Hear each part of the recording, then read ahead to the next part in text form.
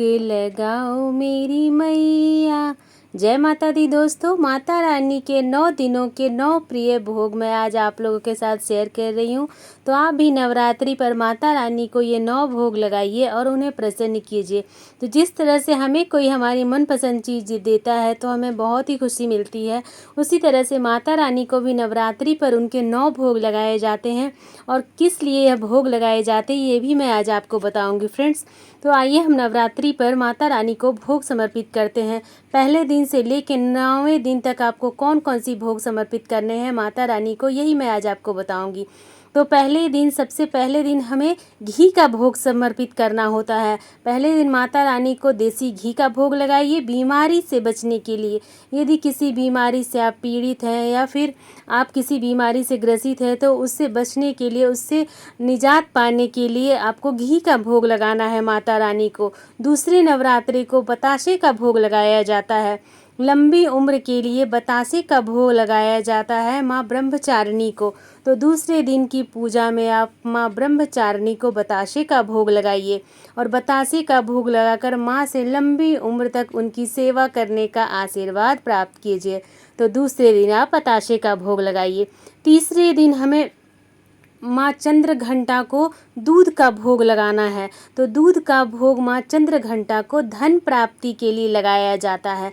तो धन की प्राप्ति, महालक्ष्मी की कृपा पाने के लिए आप माँ चंद्र घंटा को दूध का भोग लगाइए। तीसरे दिन, चौथे दिन मालपुए का भोग लगाया जाता है माँ कूष्मांडा को। माँ कूष्मांडा की प्राप्ति के लिए आप मालपुए का भोग लगाइए सुख और समृद्धि के लिए। तो सुख समृद्धि के लिए चौथे दिन आप मालपुए का भोग लगाइए। पाँचवें दिन आपको केले का भोग लगाना है बुद्धि के लिए। तो विद्यार्थी इस दिन केले का भोग जरूर लगाइए माता रानी को बुद्धि की प्राप्ति के लिए। और इस दिन माँ स्कंद माता की पूजा होती है। छठे दिन हमें शहद का भोग लगाना है या फिर आप पान का भी भोग लगा सकते हैं सौंदर्य प्राप्ति के लिए। तो जिन्हें भी सौंदर्य की इच्छा हो वो माता रानी को शहद और पान का भोग लगाएं। इस दिन माँ कात्यायनी की पूजा होती है और माँ कात्यायनी को आप शहद और पान के पत्ते का भोग लगाइए फ्रेंड्स। तो आप भी छठे दिन की पूजा में माँ कात्यायनी से सौंदर्य की प्राप्ति के लिए शहद और पान का भोग लगाइए।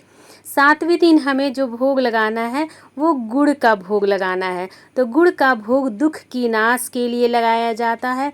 दुख दरिद्रता का घर से नाश हो, इसके लिए आप सातवें दिन माँ कालरात्रि को गुड़ का भोग लगाइए। तो गुड़ का भोग लगाकर आप माँ को प्रसन्न कीजिए। आठवें दिन हमें नारियल का भोग लगाना है या फिर आप नारियल के गोले का भोग लगा सकते हैं। मनवांछित इच्छा की प्राप्ति के लिए आठवें दिन आपको महागौरी की पूजा में नारियल या नारियल के गोले का भोग लगाना है फ्रेंड्स। इसके बाद आता है 9वें दिन की पूजा। 9वें दिन की पूजा में आप महागौरी की पूजा कीजिए और हलवा, पूरी और चने का भोग लगाया जाता है माता की इच्छा की प्राप्ति के लिए। मतलब आप माता रानी को सुख समृद्धि की प्राप्ति के लिए, माता रानी से इच्छा की प्राप्ति हो, इसके लिए आप हलवा, पूरी और चने का भोग लगाइए। तो ये 9 वो भोग हैं फ्रेंड्स जो नवरात्रि के 9 दिनों तक आप माता रानी को प्रतिदिन पहले दिन से लेकर 9वें दिन तक लगाइएगा और माता रानी को अत्यंत प्रसन्न कीजिएगा। तो आपको यह वीडियो कैसा लगा फ्रेंड्स, आप ज़रूर बताइएगा। यदि आपको थोड़ा भी यूज़फुल लगे तो प्लीज़ लाइक कीजिएगा। वीडियो बनाने के लिए बहुत ही मेहनत लगता है फ्रेंड्स, तो इसलिए आप एक लाइक तो ज़रूर कीजिएगा। आप लोगों के कमेंट का मैं बेसब्री से इंतज़ार करूँगी। आपको यह वीडियो कैसा लगा मुझे ज़रूर बताइएगा फ्रेंड्स।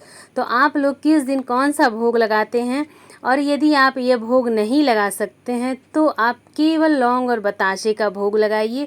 माँ का सबसे अधिक प्रिय भोग लौंग और बताशा ही है। तो आप प्रतिदिन लौंग और बताशे का भोग लगाकर माँ को प्रसन्न कर सकते हैं यदि आप 9 दिनों तक 9 भोग नहीं लगा सकते हैं तो। वैसे भी ये भोग कोई बहुत ही हार्ड नहीं है फ्रेंड्स, आपको बहुत ही सरलता से, बहुत थोड़े से परिश्रम से आप माता रानी को 9 दिनों तक यह 9 भोग लगा सकते हैं।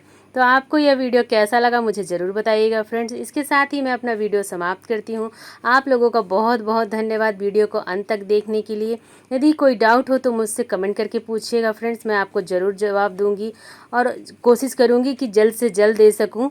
तो आप लोग एक बार फिर से माता रानी की जय हो और यह 9 भोग की तैयारी आप भी कर लीजिए फ्रेंड्स, तब माता रानी को बेहद प्रसन्न कर सकेंगे। जय माता दी दोस्तों। फिर मिलते हैं किसी अगले वीडियो में। आप लोगों को यह वीडियो कैसा लगा मुझे ज़रूर बताइएगा। राधे राधे, जय माता दी फ्रेंड्स। हम महिलाएं घर में 30 त्योहार का व्रत कैसे करती हैं जानने के लिए मेरे चैनल पर बने रहिए। जय श्री कृष्ण।